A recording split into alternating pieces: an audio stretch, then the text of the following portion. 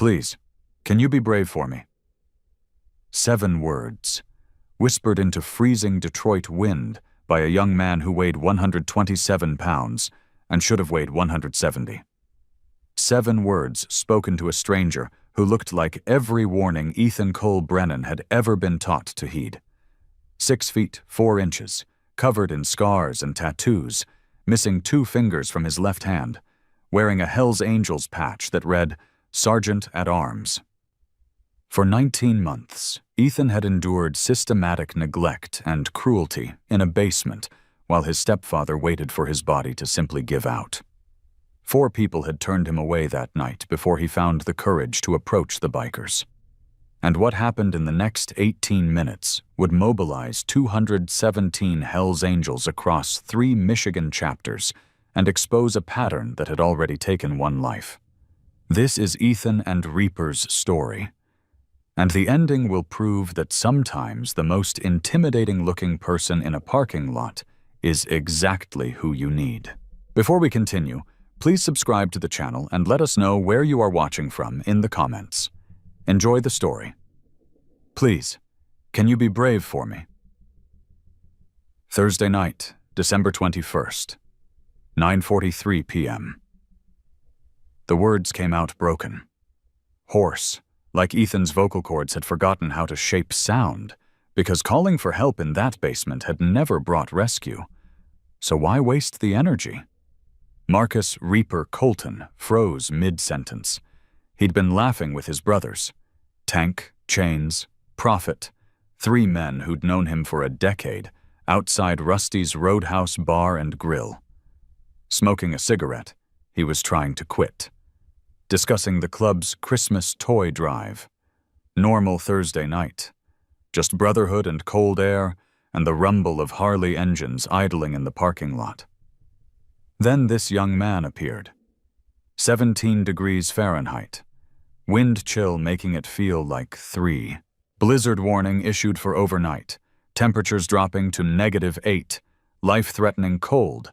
Frostbite in minutes.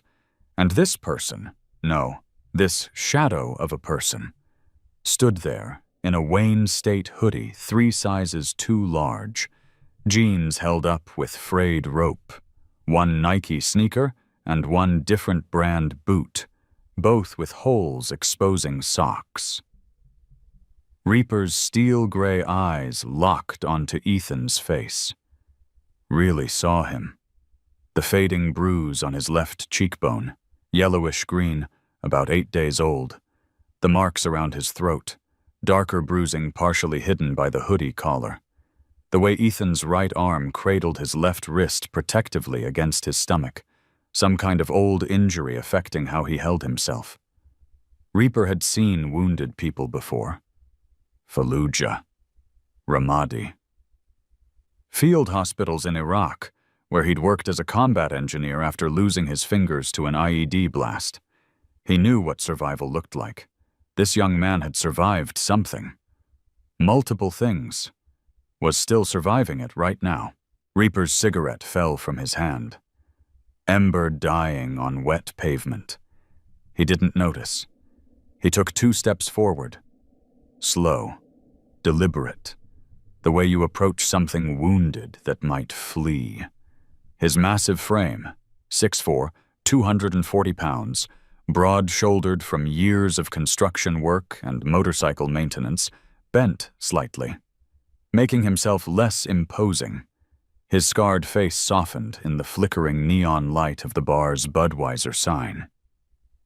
"You got me, kid." Reaper's voice was gravel and iron, but gentle. "I'm here. You're safe."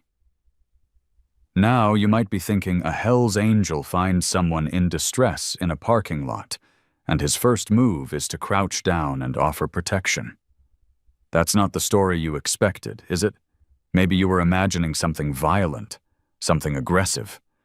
But Reaper hadn't built 7 years of sobriety, and 4 years since his daughter's murder, by being the man rage wanted him to be. He'd built it by being the man his daughter would have wanted him to become. His right hand, intact one, all 5 fingers scarred but functional, reached out slowly. Palm up. Non-threatening. Offering. Behind him, Tank, Chains, and Prophet stopped talking. Tense. Alert. They formed a wider circle without being asked. Protection formation. Automatic. Reaper's left hand, prosthetic fingers visible in the cold, mechanical but functional, moved to Ethan's shoulder. Gentle despite its artificial nature. Solid contact. Grounding. Real. He shifted his body 45 degrees. Placed himself fully between Ethan and the open parking lot. Physical barrier. Shield. I got you now, Reaper said quietly. Whatever it is, we got you. He didn't ask questions, didn't demand explanation, didn't say what's wrong or what happened, just stated fact. You're safe. Present tense, already done. Not a promise for later, a reality now. Ethan's knees buckled. Reaper caught him before he hit pavement. The young man weighed almost nothing, felt like holding something fragile that might break. And that's when Ethan's voice cracked completely. I haven't eaten in 4 days. The confession spilled out between labored breaths. Respiratory issues. Lungs struggling. My stepfather locks the food. Locks everything. I needed someone to believe me. Everyone keeps walking away. Ethan's hand trembled as he pulled out a worn leather wallet. Showed Reaper the contents like evidence in a trial he'd already lost 4 times that night. $23.47. One $20 bill. 3 ones. Handful of coins. An expired Wayne State student ID. Photo from 2 years ago. Ethan at a healthy weight. Different person entirely. A folded photograph. Worn from being touched too many times. A woman, Ethan's mother, Reaper would learn later, with dark hair and kind eyes. I tried telling people, Ethan whispered, voice breaking on every third word. I tried. The uneven rhythm of Ethan's steps had covered 40 feet to reach Reaper. 90 seconds of moving through ice and cold and terror. Every step a negotiation with a body that didn't have energy to spare. Reaper had noticed that sound. The way Ethan's left foot dragged slightly. The labored breathing every 4 or 5 steps. The way he'd stopped twice. Once to cough into his sleeve. Body shaking. Once to close his eyes and gather courage. Lips moving in whispered mantra. Just ask. Just ask. Just ask. 4 rejections before reaching Reaper. The young couple. Mid-30s. Target shopping bags. Silver Honda CR-V. Ethan had approached carefully. Started to ask, "Excuse me, could you—" The man cut him off. "We don't have any cash." Never made eye contact. Pulled his wife closer. Sped up. The wife glanced back. Nervous. Guilty. But her husband whispered loud enough for Ethan to hear. Don't encourage them. That had hurt. The assumption. The way they'd treated Ethan like he was dangerous. Someone to avoid. Before he could even explain. The elderly man. 70s. Detroit Lions jacket. Walking small terrier that strained against its leash. Whining. Sensing Ethan's distress in that way animals do. Ethan had knelt down. Less threatening. Tried. "Sir, I'm not asking for money, I just need—" The old man interrupted. "I'm sorry, son. I can't help you. My fixed income—" He'd pulled the dog's leash. Walked away quickly. Even sympathy doesn't translate to action. The emotional wound deepened. If kind people won't help, who will? The 3 college students, early 20s, Ethan's age, coming from movie theater across the street, laughing, carrying drinks from the concession stand. Ethan tried to connect. "Hey, I used to go to Wayne State too, One girl saw his Wayne State hoodie, whispered to her friends. They laughed. One guy said mockingly, "Yeah, bro, we all have hard classes." They walked past. One deliberately bumped him. Ethan stumbled, caught himself against brick wall. His damaged wrist protested. His peers, people his own age who should understand, had treated him like a joke. The mockery burned worse than the cold. They thought he was in this situation by choice, that he'd given up. They didn't know. Nobody knew. But the fourth rejection. That one shattered something Ethan didn't know he still had left to break. The church group, 5 women, ages 40 to 65, carrying casserole dishes from a community outreach event at First Methodist 3 blocks away, all wearing matching "Blessed to be a Blessing" church t-shirts under winter coats.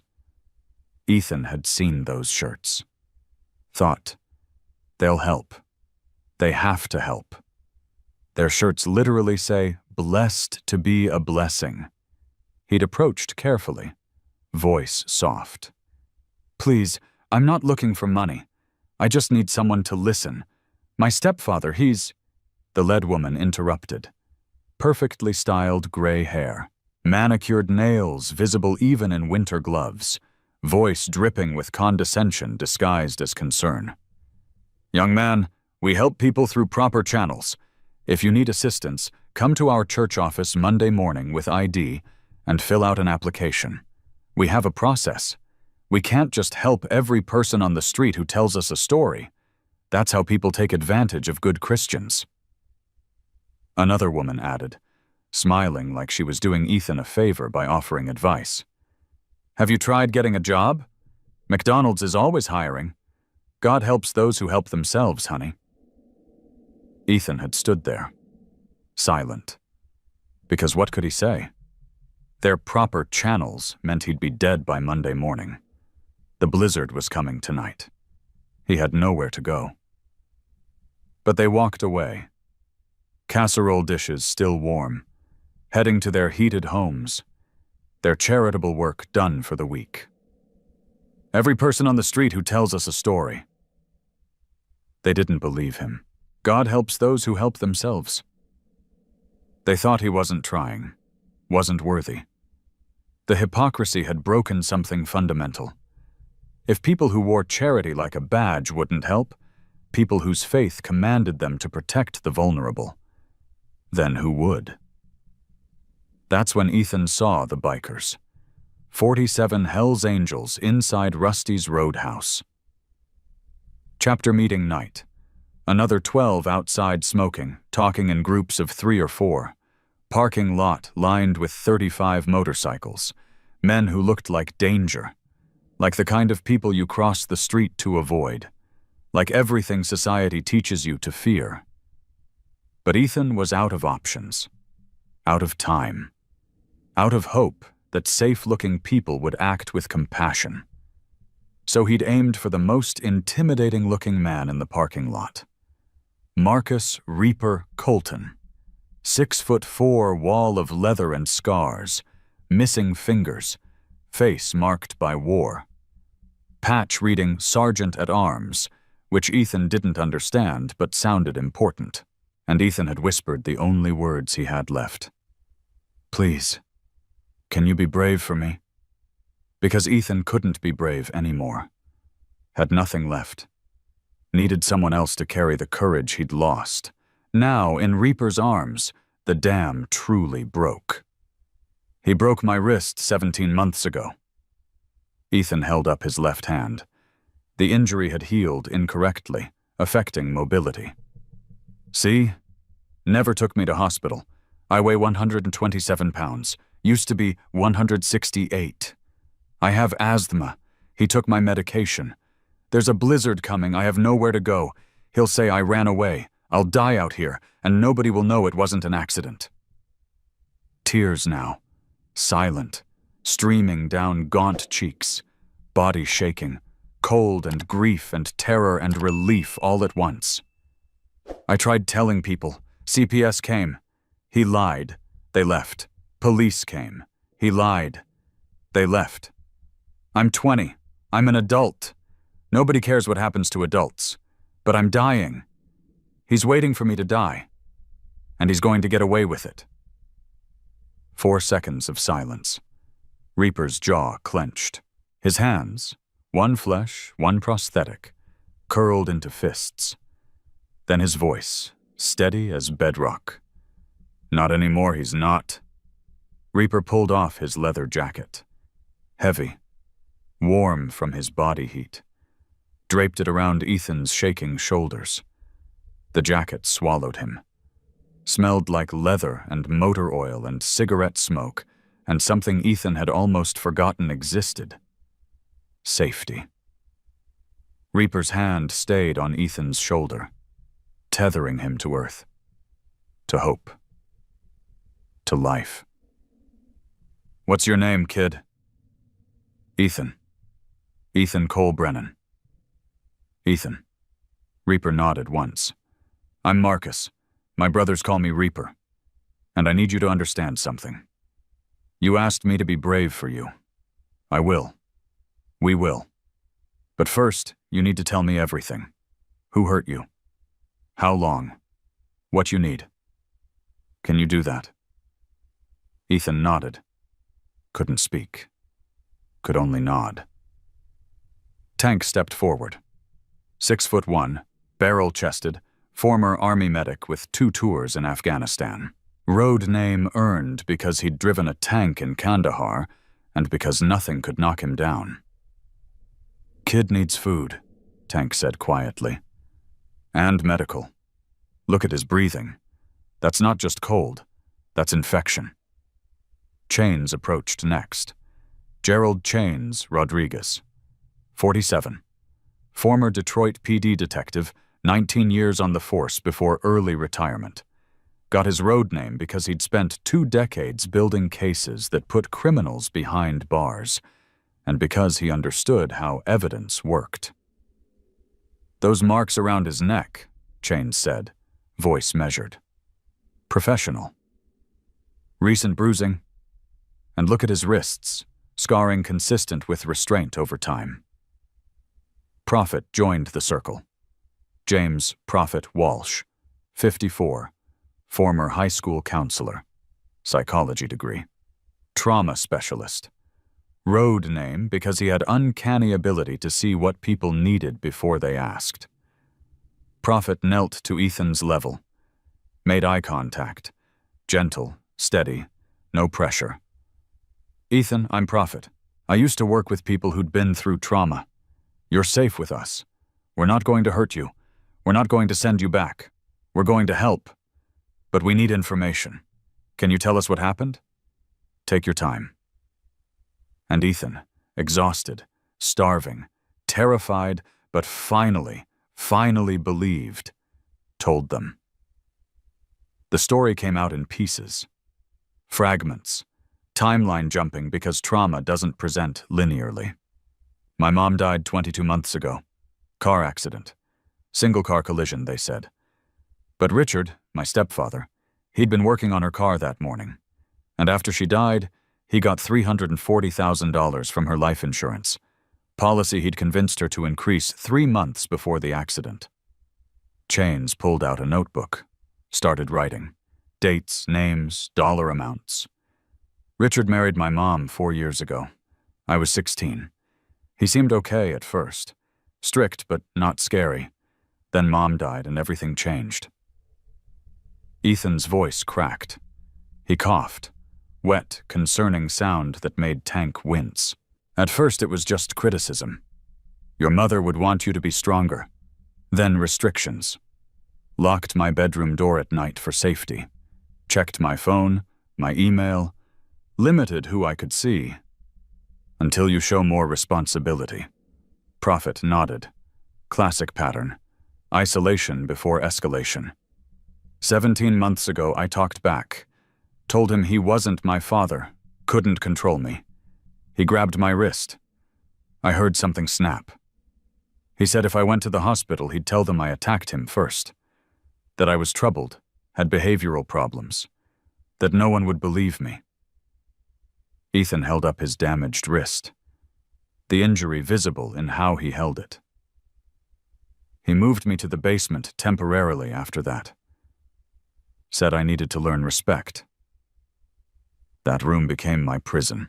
Concrete floor, single bulb, no windows, maybe 50 degrees, one thin blanket. He locked the door from outside. Bathroom breaks on schedule, twice daily. Tank's hands curled into fists. His medic training screamed at the conditions. Hypothermia risk, dehydration, systematic deprivation.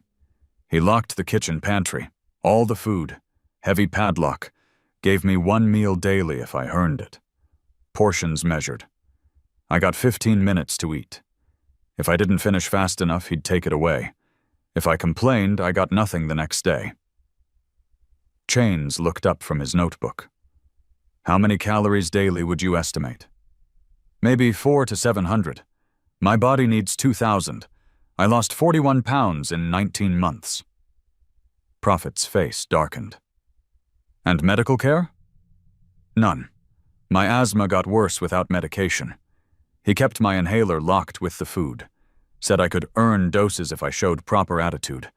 Infections went untreated. When I got sick, he said it was my own fault for not being stronger. Reaper's voice cut through. Pure steel. Did anyone try to help? Anyone call authorities? 13 months ago, CPS came. Anonymous tip, I think from my college advisor after I disappeared from Wayne State. They knocked. Richard answered. Showed them an upstairs bedroom. Staged, clean, looked lived in. Said I was at work. I was in the basement. I heard everything. I tried banging on the pipes, screamed, but Richard turned the radio up loud, covered the sound. Ethan's voice broke completely. CPS left after one visit. Closed the case. Said everything looked fine. I was over 18 by then, legally adult. They said Richard couldn't be forced to house me, that if I was unhappy I could leave. But I had no ID, no money, nowhere to go. 4 system failures. Ethan listed them like entries in a ledger he'd memorized. 9 months ago, Detroit police did welfare check. Ethan's aunt, his mother's sister in Arizona, couldn't reach him, requested officers visit. They knocked. Richard was so cooperative. Said I'd moved to Ohio for fresh start. Gave them fake address. Showed them text messages from me that he'd sent from my confiscated phone. Officers left satisfied. 4 months ago, Wayne State's academic advisor noticed Ethan's disappearance mid-semester. Financial aid unused. Unusual pattern. Advisor called. Richard said I had mental health crisis, needed time off, family handling it privately. He forged medical documentation. Advisor legally couldn't force wellness check on adult student. Wayne State withdrew me. I lost my student status. No more institutional oversight. 7 weeks ago, Richard's factory co-worker noticed suspicious patterns. Guy named Jerry, 52. Worked with Richard 8 years. Jerry asked about his boy. Richard's answers kept changing. Jerry mentioned concerns to their supervisor. HR called Richard in. What happened? Chains asked. HR can't investigate employees' home life without evidence of crime. Richard showed old photos of me when I was healthy. Explained I have issues, that he's trying tough love. Jerry got reprimanded for spreading concerns about a respected colleague. He requested transfer. They denied it. Prophet closed his eyes. Every intervention blocked by procedure, by benefit of doubt, extended to people who wear respectability like armor. But there's more, Ethan said quietly. Evidence. Proof. He pulled a phone from the lining of his hoodie pocket. Old flip phone. Battery at 8%. Duct tape held it against fabric. 11 days ago. Tuesday, December 10th, almost midnight. I was in the basement, couldn't sleep. Cold and hungry. The heating vent carries sound from the kitchen above. Richard was drinking. Video call with his girlfriend, Melissa. Ethan's hands shook as he powered on the phone, found the audio file. 4 minutes, 33 seconds. He played it. Richard's voice, slightly distant but clear through the cheap speakers. Look, baby, I know you're tired of waiting, but we're talking about $427,000, plus what's left of the trust fund. Over 600 grand total. Sound of glass on table. Drinking. The kid's at 127 pounds now, down from 168. Medical information I found online said at this rate, maybe 8-9 weeks before the body just gives out. Organ failure from malnutrition. I'm not doing anything illegal. I'm just not enabling his poor choices anymore. Melissa's voice, distant. That's so long, though. It'll look natural. Medical examiner will see malnutrition, but he's 20, legally adult, living here by his own choice. I'll say I tried to help. He refused. Just like when his mother... Pause. Drinking. Nobody questioned that one either. Longer pause. By Valentine's Day, you and me, we'll be in Myrtle Beach. New truck, no debt, good money in the bank. Just gotta be patient a little longer. Kid doesn't even fight back anymore. He's giving up. The recording ended. Silence. Heavy. The kind that happens when evil becomes real instead of theoretical. Reaper's voice was barely controlled rage. He killed your mother, too. Ethan nodded, tears streaming. I can't prove it, but I know. Her brake lines, the insurance money, the timing. And now he's waiting for me to die the same way. Chains looked at Reaper, then at Tank and Prophet. Brotherhood communication. No words needed. We need priest, Chains said, and every brother within 200 miles. Reaper nodded, looked at Ethan. Kid, you asked me to be brave for you. Here's what brave looks like. He pulled out his phone, made a call that would change everything. Priest, it's Reaper! Military command in his voice now. Not a request, a mobilization. I need every brother within 200 miles at the clubhouse, now! Brief pause. Priest's voice on the other end asked something. We've got a 20-year-old in crisis, severe neglect, escaping from what sounds like a plan to let him die for insurance money. Guardian appears to have killed his mother for similar payout, spent his inheritance, and is waiting for nature to take its course so he can collect another $427,000. Kid's got audio proof. Recording. And Blizzard hits in 4 hours. If we don't act now, Richard Brennan gets away with it. Another pause. Yeah. Every single one.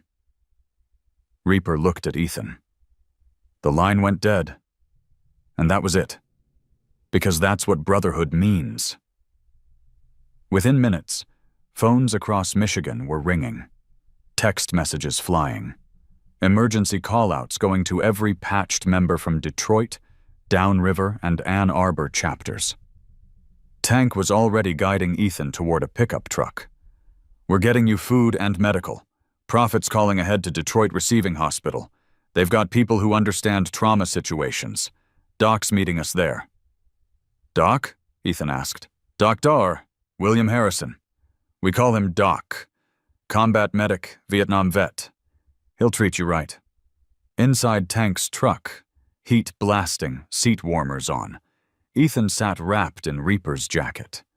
Still shaking. But not from cold anymore. From hope. Terrifying, fragile hope that maybe he'd survive this. Tank handed him a protein bar from the glove compartment. Slow bites, small amounts. Your body's not used to regular food. We gotta reintroduce nutrients carefully, or you'll get refeeding syndrome. Doc will explain. Ethan took the smallest bite. Chewed slowly. His stomach cramped immediately. Months of irregular eating had taught it to reject normal portions. Prophet sat in the back seat. Gentle presence. Ethan, I need to ask some hard questions. You can say no. You can tell me to stop. But the more we know, the better we can help, okay? Ethan nodded. This trust fund Richard mentioned. How much was it? $186,000. My mother's life insurance, set up for my education and future. Richard's the trustee until I turn 21. He's withdrawn about $139,000 so far. There's maybe $47,000 left. Where'd the money go? 2024 Ford F-250 truck, $15,000 down payment. Gambling debts at Greektown Casino, $41,000. Timeshare in Myrtle Beach with his girlfriend, $52,000. Engagement ring, almost $9,000. Motorcycle, $28,000. Prophet wrote everything down. And the insurance policy on you? $427,000. Taken out 3 months after Mom died. March 2023. Right after he became my legal guardian. Beneficiary is Richard. There's a clause that increases payout if death occurs from unintentional causes, exposure, malnutrition complications, untreated illness. Prophet's pen stopped moving. Jesus. There's more, Ethan whispered. I found documents, bank statements. He's been taking $8,400 monthly from the trust for guardianship expenses. Actual costs for me? Maybe $200 a month. He was spending my inheritance while barely feeding me. At Detroit Receiving Hospital, Dr. William Doc Harrison waited at the entrance. 58 years old, white beard, kind eyes, Purple Heart recipient, EMT certified, carried medical supplies on his bike everywhere he went. He took one look at Ethan, and his expression shifted from concern to controlled medical urgency. Examination room 3, now. Within 20 minutes, Doc had documented everything. Each injury photographed, each measurement recorded. BMI 17.2, Doc said quietly. Critical threshold is 16.5. You're dangerously close, son. Another month like this and we're talking serious organ complications. He examined Ethan's wrist. This healed incorrectly. You'll need surgery eventually, but right now malnutrition and respiratory infection take priority. The scarring on Ethan's wrists. Consistent with prolonged restraint, extended period, repetitive trauma to the same areas. The marks on Ethan's right forearm. Multiple burn marks, various healing stages. Some old, some more recent. Doc met Reaper's eyes. This is systematic neglect and abuse. Prolonged, calculated, documented. At the clubhouse 3 miles away, Victor Priest Dalton read Reaper's text for the 3rd time. Club president, 58 years old, former Army chaplain, 2 tours Iraq, 1 Afghanistan. Lost his son to suicide after returning from combat. Spent 15 years making sure no other father lost a child to preventable tragedy. Priest stood, walked to center of the clubhouse where 40 men waited, all wearing cuts, all ready. Brothers, his voice carried authority without volume. We have a 20-year-old named Ethan Brennan who just walked up to Reaper outside Rusty's and asked us to be brave for him. For 19 months he's been held in conditions I won't detail, neglected systematically by the man who was supposed to protect him. That man appears to have killed Ethan's mother for insurance money 22 months ago. Now he's waiting for Ethan to die so he can collect another $427,000. The room went silent. Heavy. Ethan has audio recording proving the plan. He has documentation of financial theft. He has a body covered in evidence of systematic abuse. And he came to us because every official channel failed him. CPS, police, schools, social workers. The system didn't just fail, it actively enabled this. Priest looked around the room, at men who'd fought wars, who'd lost people, who understood protection was sacred duty. This isn't a request for volunteers. This is a mobilization. I want Detroit Metro Chapter, Downriver Chapter, and Ann Arbor Chapter ready to roll by dawn tomorrow. We're going to investigate Richard Brennan. We're going to build a case so airtight that every system failure has to answer for it. We're going to make sure Ethan Brennan survives and that this never happens to anyone else. He paused. All in favor? For a moment, nothing. Just the ticking of the clock on the wall and the distant sound of engines outside. Then every single hand went up.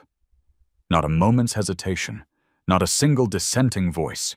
40 men voting unanimously to help a young man they'd never met. Priest nodded once. Then we ride at dawn. By midnight, the text messages had reached every Hells Angels chapter in Michigan. By 2 a.m., brothers were loading trucks, preparing bikes, checking equipment. By dawn, the largest coordinated mobilization in Michigan Hells Angels history would begin. Dawn broke over Detroit at 7:14 a.m. on Friday, December 22nd. Temperature, 9 degrees Fahrenheit. Wind chill, -4. The blizzard had started overnight. 3 inches of snow already, forecast calling for another 8 by evening. And from 3 different directions, thunder began to build. Not weather. Engines. The rumble started low. Distant. Like a storm rolling in from the horizon. Then it grew into a roar that shook windows on Crane Street and set off car alarms for 6 blocks. 217 motorcycles converging on a single address.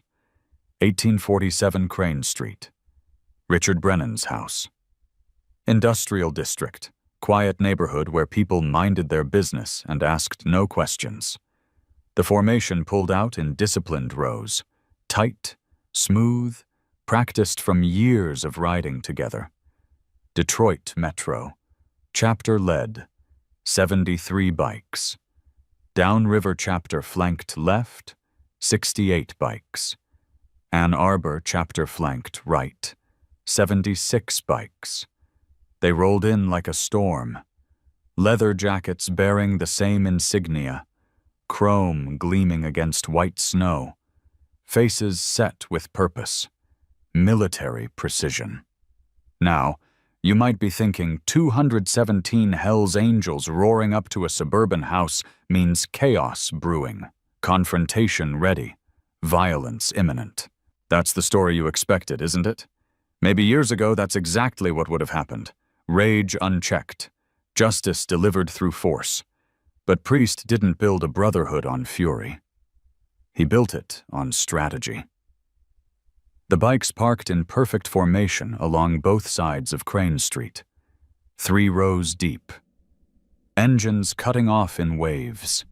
Timed, synchronized, until only silence remained. The sudden quiet after all that noise felt heavy. Expectant. 217 men standing there. Not moving. Not shouting. Simply present. A wall of leather and ink and controlled power. Priest stood at the center. Victor Dalton. Silver beard trimmed neat. Reading glasses hanging from chain around his neck.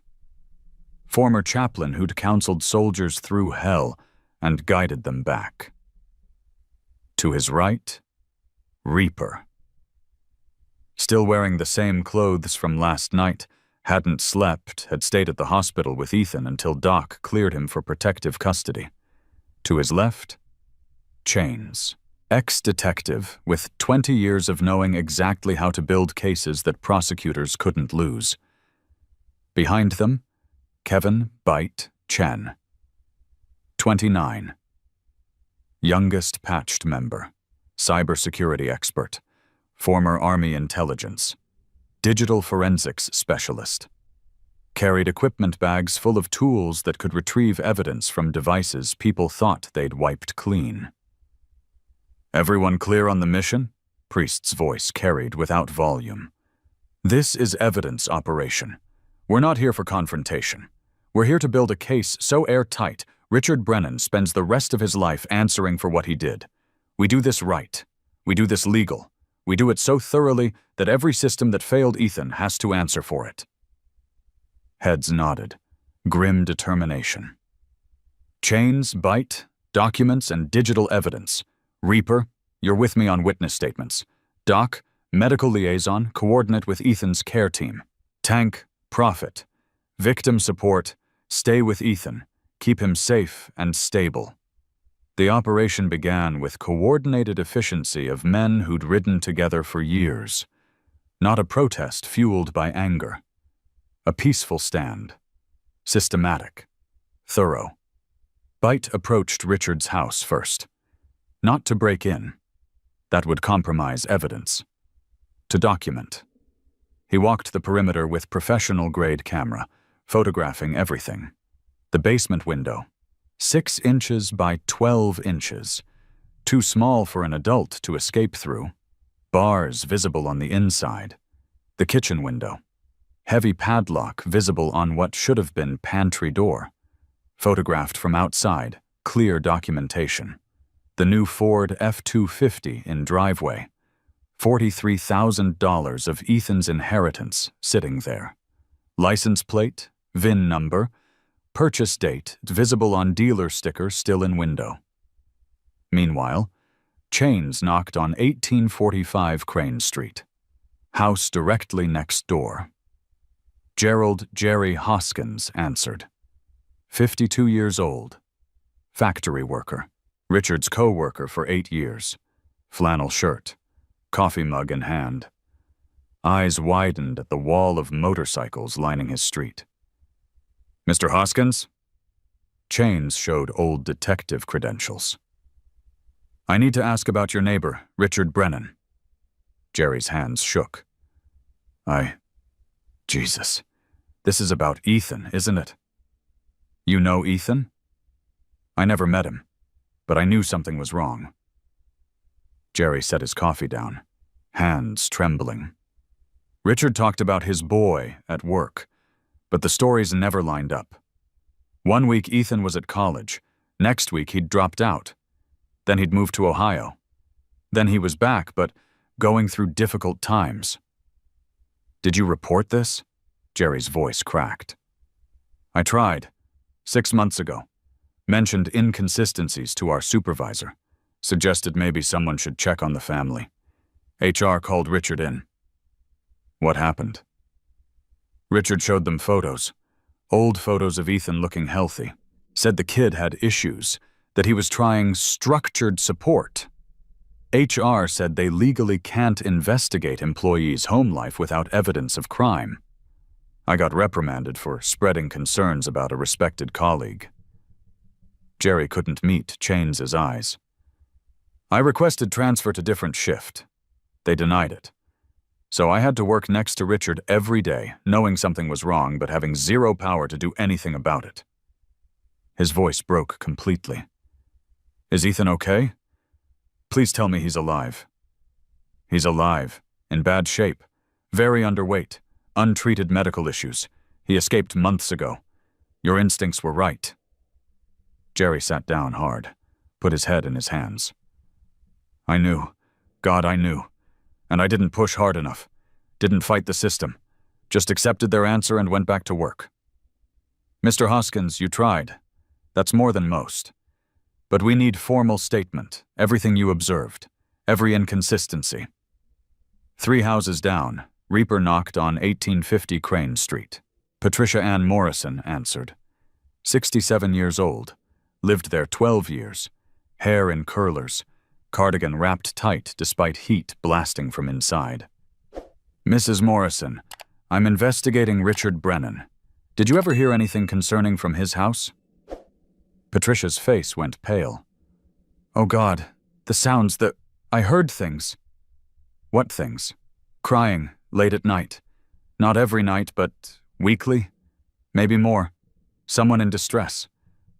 Then it would just stop. Suddenly. Like someone had made it stop." Her hands gripped the doorframe. "I heard it for months, maybe a year. I thought about calling police, or Adult Protective Services, but Richard is so respected. Deacon at church, coaches youth baseball. And I didn't know for certain, you understand? I didn't want to accuse a good man over sounds that might have been television or something innocent." "Did you ever see Ethan?" "Once. 8 months ago, maybe 9. Early morning. He was at the mailbox. So thin. Looked unwell. He glanced at me like he wanted to say something, but then Richard came out, put his arm around him in what looked friendly, smiled at me, took him back inside." Patricia's voice dropped to whisper. "The way that young man moved, like he expected something bad, like he was waiting for pain. I saw it. I recognized it. And I did nothing." "Why not?" "Because I'm old, and I live alone, and what if I was wrong? What if I called authorities and caused problems over nothing? Richard could have made my life difficult, and I chose comfort over courage." Tears now. "That boy suffered because I was a coward." Chains wrote everything down. "We'll need formal statement, ma'am." By 9 a.m., Chains and Reaper had collected statements from 5 neighbors. Each one a variation of the same theme. "I saw something. I heard something. I suspected something. I did nothing because I didn't want to interfere, didn't want to be wrong, didn't want the inconvenience of being involved." Bite, meanwhile, was at Wayne County Records Office downtown. Pulled Richard Brennan's financial records, the public ones. Property records showing mortgage payoff in full. June 2024. $47,000. Vehicle registration for 2024. Ford F-250. Purchased March to 4. $15,000 down payment. Court documents showing Richard petitioned for guardianship of Ethan Cole Brennan. April 2023. 1 month after Diana Brennan's death. Granted without opposition. But the insurance documents stopped Bite cold. In the same folder with Ethan's policy, $427,000, beneficiary Richard Brennan, taken out March 2023, was another policy. Older one. Life insurance on Diana Marie Brennan, taken out 8 years earlier when Richard and Diana married. Original amount? $100,000. But there was an amendment. Policy increase dated July 2022. New amount, $340,000. Date of Diana's death, October 14, 2022. 3 months after the increase. Payout amount, $340,000. Processed November 2. Beneficiary, Richard Anthony Brennan. And underneath, a note in the insurance investigator's file marked, resolved, accidental death. But the medical examiner had added comment. Brake system failure unusual given vehicle age and maintenance records. Vehicle only 3 years old, regularly serviced. Mechanical failure unexpected. Recommend further investigation into possibility of tampering. That recommendation had been ignored. Case closed. Payout processed. Bite pulled out his phone. Called Chains. We've got a pattern. Richard collected on Diana's death for $340,000, then positioned himself as Ethan's guardian to steal his inheritance too. This isn't his first victim. It's his second.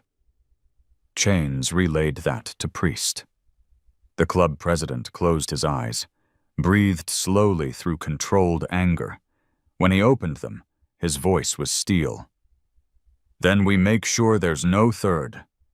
Bite, pull every financial record legally accessible. Every dollar Richard spent from both payouts. Chains, contact the medical examiner who worked Diana's case. Get their professional opinion on record. Reaper, find out if Richard has any other insurance policies we don't know about. At 11:30 a.m., Chains made a call to Dr. Elizabeth Warren, medical examiner, Wayne County, 43 years old, 20 years experience, worked Diana Brennan's autopsy in 2022. Dr. Warren, Gerald Rodriguez, I'm investigating Richard Brennan for financial crimes and endangerment of his stepson. I understand you performed autopsy on Diana Brennan 2 years ago. I remember that case. Dr. Warren's voice was careful. Single-car collision.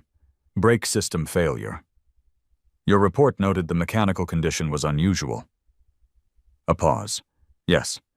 The vehicle was a 2019 Honda Accord, only 3 years old. Maintenance records showed regular service every 6 months. Brake system should have been fine. But it showed premature wear, inconsistent with vehicle age and documented care. Did you recommend investigation? I noted my concerns in the report, suggested police follow up on possibility of mechanical tampering, but, she sighed. The husband, Richard, was cooperative, appeared grief-stricken, no criminal history, respected community member, and the insurance company was eager to close the case and pay out. My recommendation was overlooked. Did you know Richard had increased Diana's policy from $100,000 to $340,000 3 months before her death? Long silence. No, that wasn't in the information provided to me. And did you know Richard is now guardian of Diana's son, controls his $186,000 trust fund, has taken out $427,000 policy on the young man?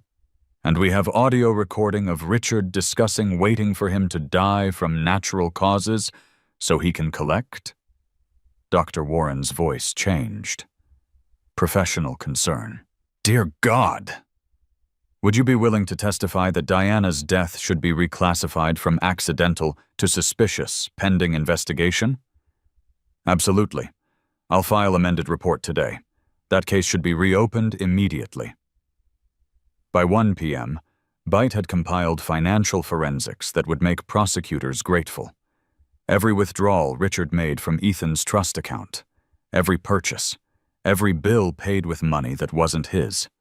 Total taken, $139,000. Remaining balance, $47,000. Breakdown, Ford F-250, $15,000 down payment. Greektown Casino gambling debts, $41,000. Myrtle Beach timeshare, $52,000. Engagement ring for Melissa, $8,900. Harley-Davidson motorcycle, $28,000. Monthly guardianship expenses, $8,400 month for 19 months. Actual documented costs, $200 month. Bite had also recovered communications from Richard's account through legal subpoena to his service provider. Email to attorney, dated May 2024.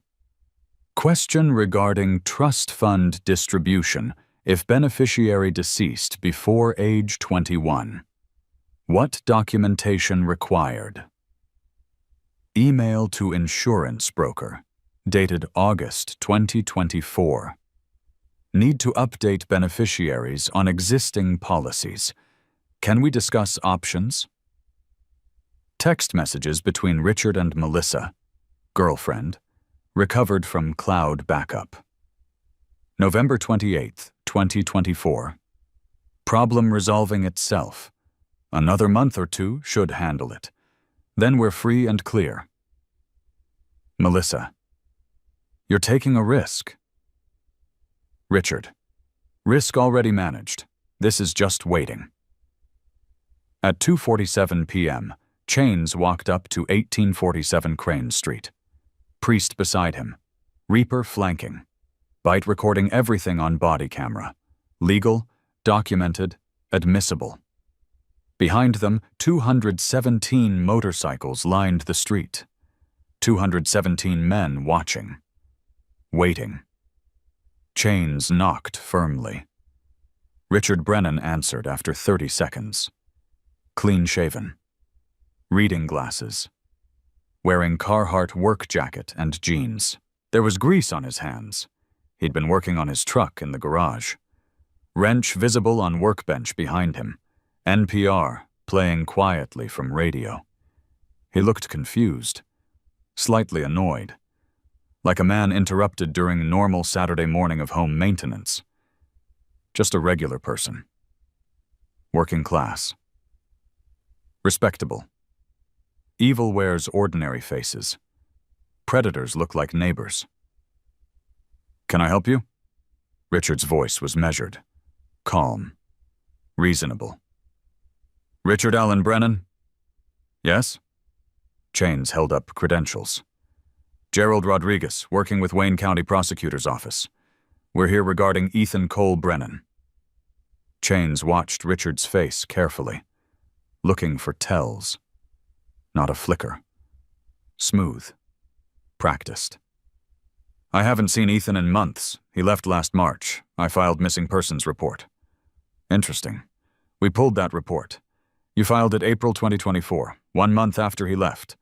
Marked him as adult with behavioral difficulties stemming from mother's death. No active search. Just paper trail." "Ethan has challenges, emotional challenges after Diana died. I tried to help. We have bank records showing you withdrew $139,000 from his trust account. Paid off your mortgage. Bought a truck. We have witness statements from neighbors who heard distress from your basement. We have testimony from your co-worker who tried reporting concerns and was silenced. We have medical evidence showing prolonged neglect, untreated medical conditions, systematic deprivation." Richard's face went carefully blank. "I'd like to speak to my attorney." "That's your right." Chains stepped back. "Detective?" 3 Wayne County Sheriff's vehicles pulled up. Detective Amanda Foster stepped out. Special Victims Unit, 17 years experience. 39 years old. Initially skeptical when Chains brought her this case at 6 a.m., not skeptical anymore after reviewing Bite's evidence package. "Richard Anthony Brennan, you're under arrest." Her voice carried across quiet street. Clear, authoritative. Adult endangerment, unlawful restraint of dependent adult, theft of funds held in trust, insurance fraud, conspiracy to commit negligent homicide, and we're reopening investigation into Diana Brennan's death for suspected foul play. You have the right to remain silent. They read him his rights there in the driveway. Professional. By the book. Richard's face against hood of his truck, the same truck he'd bought with Ethan's money, as they secured him. The same hands that had caused Ethan's injuries now restrained behind his back. The neighbors came out to watch. Jerry Hoskins from next door. Patricia Morrison from across the street. Father Thomas Brennan from St. Matthew's Church, where Richard volunteered. Lisa Chen, bank teller who'd processed Richard's suspicious trust fund withdrawals and never questioned them. All standing on porches, watching justice arrive 19 months too late. At the clubhouse, Ethan sat with Tank and Prophet, heard about the arrest by phone. Priest called personally. "It's done. He's in custody. Arraignment is Monday, but Amanda Foster is recommending $500,000 bail. He likely won't make it. The evidence we've collected is—" Priest paused. "Ethan, he's going away for a very long time, and we're reopening your mother's case. Medical examiner is filing amended report." Ethan couldn't speak, could only hold the phone while tears ran down his face. Tank wrapped an arm around him. Prophet squeezed his hand. "You're safe," Priest said. "Finally, truly safe." The paperwork took 4 days to process. Emergency protective support granted to State of Michigan with Hells Angels Michigan chapters designated as Ethan's temporary support network, pending his 21st birthday. Unprecedented, unusual. But Assistant Prosecutor Amanda Foster had argued persuasively that the system had already failed Ethan 4 times. CPS, police, school, workplace, and this brotherhood had succeeded where every institution collapsed. Judge Robert Martinez sat in his chambers looking at Ethan, still wearing Reaper's leather jacket, still at dangerously low weight, still carrying his mother's stethoscope in waterproofed bag, and made a decision that would be studied in adult protective services for years. Mr. Brennan, I'm granting protective support structure through Hells Angels Michigan under state supervision. You'll have weekly check-ins with court-appointed advocate, monthly medical reviews, but you'll be housed, supported, and protected by people who've proven they'll fight for you. Does this feel safe? Ethan nodded, unable to speak, because safe was a word he'd forgotten existed. By December 28th, Ethan was living in an apartment 4 blocks from the Detroit Metro Clubhouse. 1 bedroom, furnished by brothers who'd pooled resources, couch from Tank's storage unit, kitchen table from Chains's extra furniture, bed frame and mattress purchased new. Priest had insisted, "Young man deserves something that's his, never used, never someone else's cast off." Rent paid 6 months in advance by club treasury. Not charity, Priest insisted. Investment in family. Doc Harrison visited daily for the first 3 weeks. Monitoring refeeding syndrome, dangerous condition where malnourished bodies can't handle normal food without medical supervision. Your body forgot how to process nutrients properly, Doc explained gently, sitting at Ethan's new kitchen table. We have to teach it again. 6 small meals daily. Protein, complex carbs, healthy fats. Portions the size of your fist at first, but in a month you'll notice the difference. Every meal planned, every calorie counted. Protein shakes between meals. Vitamins. Slow reintroduction under doctor's orders. Bite set up Ethan's apartment with security. Cameras at entry points. Reinforced deadbolts. Panic button connected directly to Clubhouse. Press it. Brothers arrive in under 4 minutes. You never have to be afraid of someone breaking in again, Bite said, showing Ethan how everything worked on the tablet mounted by the door. And we've filed restraining order against Richard. He made bail, $500,000, his attorney convinced judge. But he can't come within 1,000 feet of you or this address. He tries, he goes back to jail immediately. Ethan stared at the security panel. He made bail? His attorney is Bradley Kirkman. Expensive. Richard must have liquidated everything. But don't worry, bail just means he's out until trial. Trial's set for March. 3 months. And Amanda Foster says evidence is so overwhelming, Kirkman's already approaching her about a plea deal. Chains handled legal coordination, visited Ethan twice weekly, updating him on case progress. Richard's attorney knows he can't win, Chains explained one afternoon.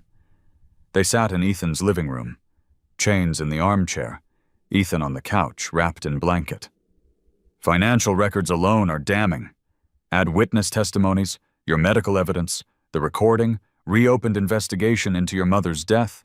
Kirkman's talking 8 years with no parole eligibility for 5. And if he doesn't take the deal? We go to trial. Amanda's talking 15 to 20 years on all charges combined. But trials are hard, Ethan. You'd have to testify. Face Richard in court. Relive everything. Ethan touched the stethoscope around his neck. His mother's. What about Mom? The reopened investigation?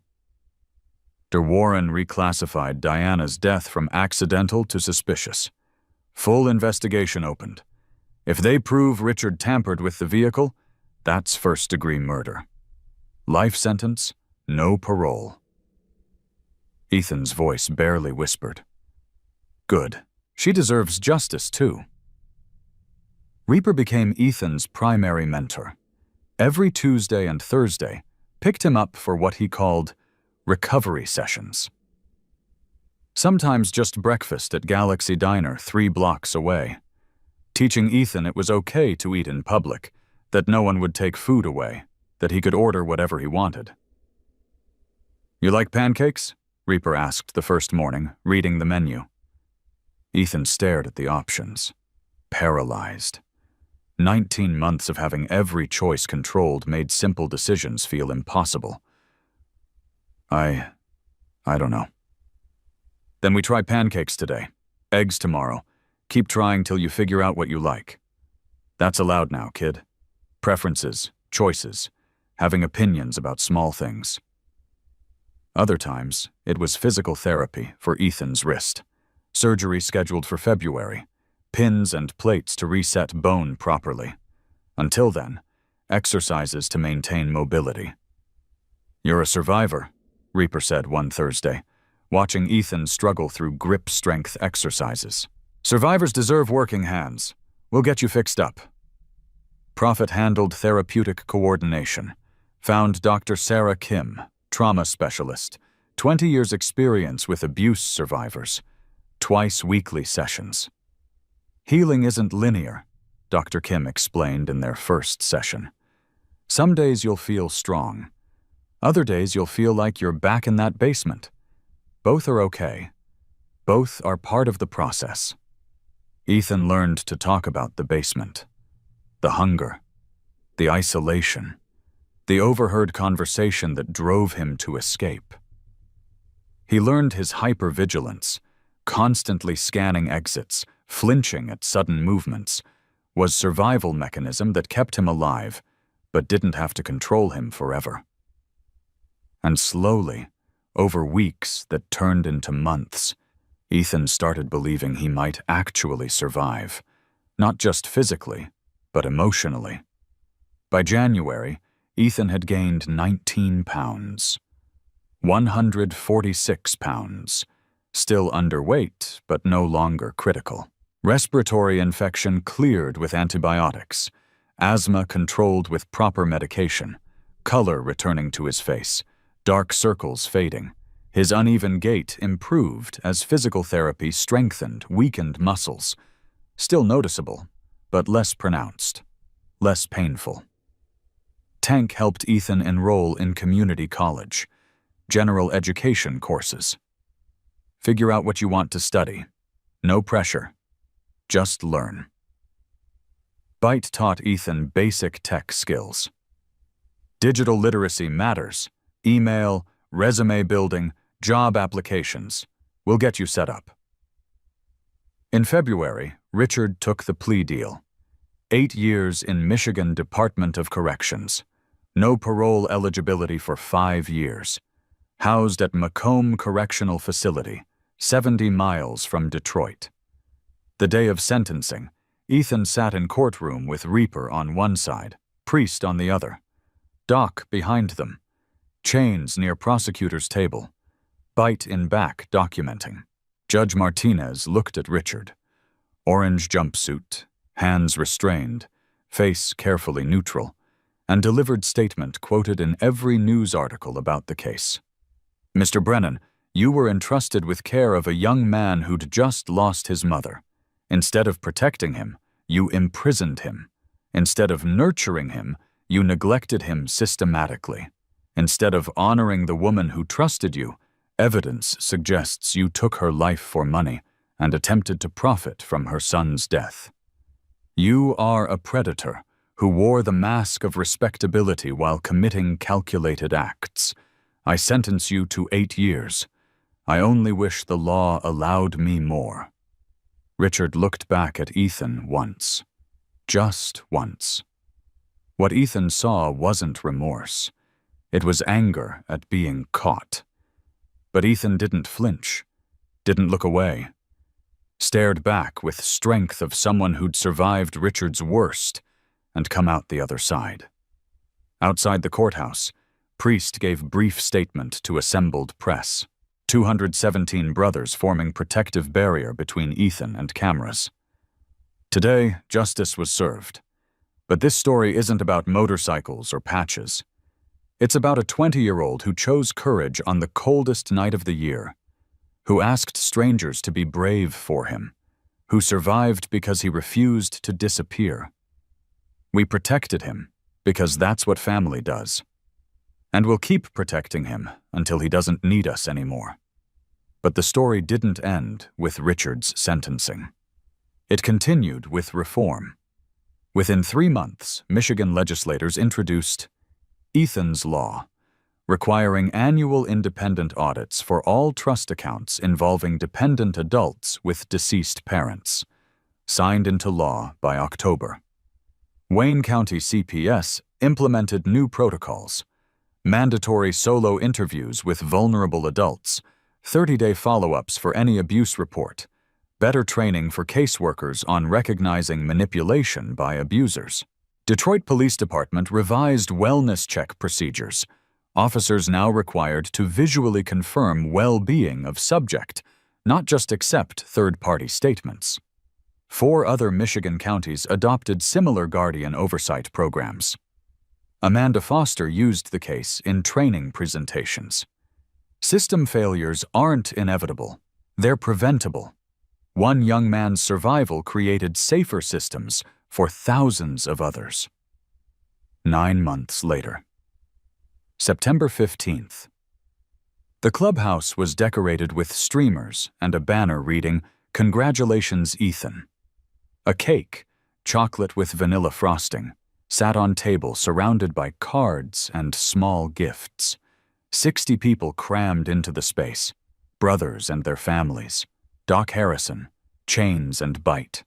Amanda Foster, who'd become a friend through legal process. Dr. Kim, Ethan's therapist. Judge Martinez, who'd approved the protection order. Ethan stood in the center wearing jeans that fit his 163-pound frame. Hell's Angels t-shirt Reaper had gotten him. His left wrist in light brace post-surgery. Pins and plates successfully placed. Mobility almost fully restored. Hair trimmed neat. Face filled out. Eyes that still carried experiences, but held hope, too. He looked 21. Finally, looked healthy. The celebration was for 2 things: Ethan's acceptance to Wayne State University's social work program, starting January, and the news that Diana Brennan's case had been reclassified as homicide after forensic examination proved brake system had been deliberately compromised. Richard faced additional charges: first-degree murder. If convicted, life without parole. Reaper brought out the cake. Everyone sang. Ethan blew out candles, simple moment that felt monumental because 9 months ago he'd been dying on frozen streets. Afterward, Priest pulled Ethan aside, handed him envelope. "What's this?" "Open it." Inside, bank statement. Trust account in Ethan's name. Balance, $47,000 remaining from original inheritance, plus $38,000 raised by Hell's Angels chapters across Michigan, Ohio, and Indiana. Brothers who'd heard his story and wanted to help. "That's yours," Priest said, "for education, for future, for whatever you want to build. And there's more. Wayne State's social work department is offering paid internship. You'd be helping other abuse survivors, using your experience to prevent others from suffering the same way." Ethan stared at numbers, at possibility, at future that had been stolen and was now being handed back. "I don't know what to say." "Say you'll use it. Say you'll build something meaningful from everything difficult you survived. Say you'll help others the way we helped you." Ethan hugged Priest, this man who'd mobilized Brotherhood because he believed protecting the vulnerable was sacred. "Thank you," Ethan whispered, "for seeing me when I was invisible." "You were never invisible, Ethan. You were surrounded by people who chose not to look. But once someone really sees you, once someone decides you matter, you can't be ignored anymore." 3 months after that, December 21st, 1 year exactly since the night Ethan approached Reaper outside Rusty's Roadhouse. The coffee shop at Wayne State buzzed with students preparing for finals. Ethan sat at corner table, social work textbooks spread out, highlighter in hand. 170 pounds. Healthy weight. Wrist fully healed. On Dean's list, President of Students Against Abuse, organization he'd founded with Bite's help. Had already spoken at 5 Detroit high schools about recognizing abuse signs. Connected 2 students with resources in his first semester, young people who came to him privately, admitted what was happening at home, let him help them find safety. His stride was normal now. Confident. Present. But this story isn't really about statistics or programs or policy changes.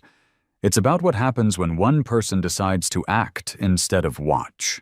When someone chooses to approach the most intimidating-looking men in a parking lot because respectable-looking people already failed him. When courage looks like whispering 6 words, "Please, can you be brave for me?" and trusting strangers to honor that plea. And it's about what happens when the people society fears most turn out to be gentlest protectors. When leather jackets and motorcycle engines become symbols of safety instead of danger. When Brotherhood built on loyalty proves family isn't about blood. It's about who shows up when you're dying. Here's what changed because Ethan found courage and Reaper chose compassion.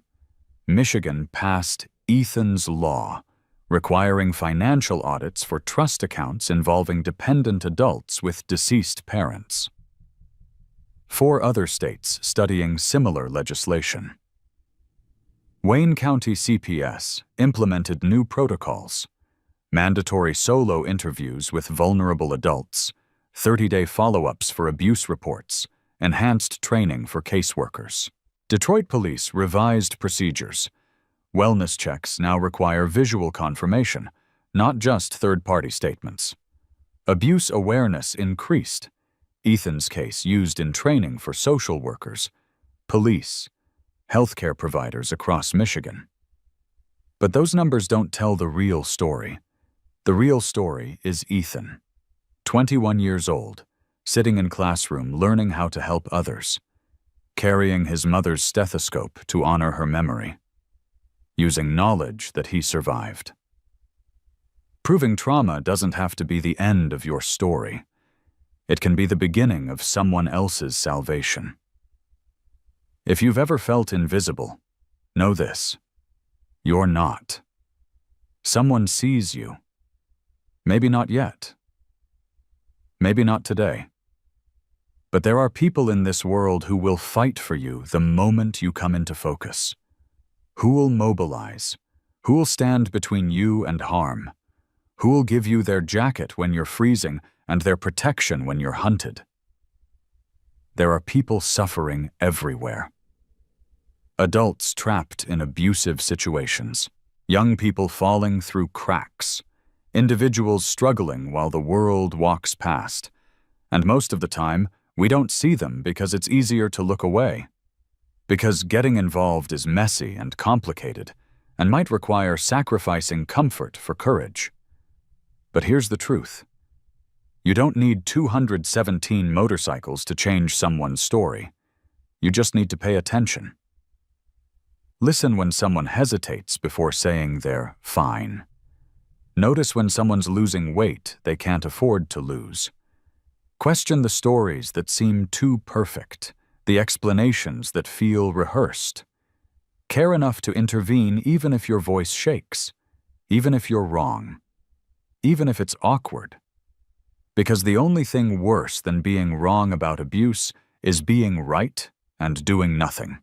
Richard Brennan is serving year 1 of 8 at Macomb Correctional, faces additional life sentence if murder conviction succeeds, will likely spend the rest of his life in prison. Ethan just finished his first year at Wayne State, 21 years old now, healthy, safe, thriving, still has difficult moments sometimes, still carries what happened. But he's healing, learning that surviving isn't the same as living, and he's finally doing both. Every December 21st, Ethan meets Reaper at Rusty's Roadhouse. They sit at the bar, order coffee. Remember the night everything changed because one young man refused to give up, and one stranger understood that protection is the highest form of love. The bar still smells like cigarette smoke and fried food, still gets crowded on Thursday nights. But now there's a plaque near the entrance. In honor of Ethan Cole Brennan, who taught us that heroes don't always look like what we expect, and in honor of the Hells Angels who proved that protectors still exist. If this story moved you, subscribe to this channel. Share it with someone who needs to hear that protective people still exist. Comment below. Who was your protector when you needed one? Or what do you wish someone had done when you needed help? Because these stories matter. Not for algorithms or metrics, but because somewhere right now, there's another person wondering if anyone will see them, if anyone will fight for them, if they matter enough to be saved. They do. You do. We all do. And sometimes all it takes is one person choosing to say, "You're safe now," instead of walking away. To act instead of watch. To be the one who doesn't ignore the whispered plea. Subscribe. Share. Speak up. Be the person who doesn't walk past.